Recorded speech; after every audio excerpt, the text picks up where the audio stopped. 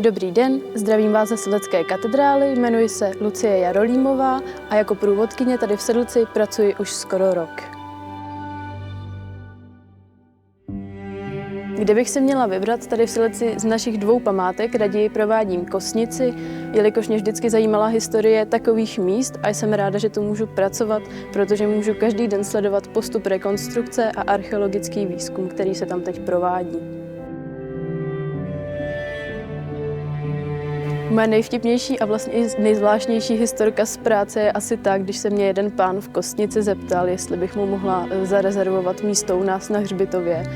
Docela mě to zarazilo, jelikož mu bylo zhruba tak 20 let a byl to vlastně Číňan a byl ochoten za to zaplatit i 1 milion korun přímo mě na ruku a já jsem to samozřejmě jako správný pracovník nepřijmula.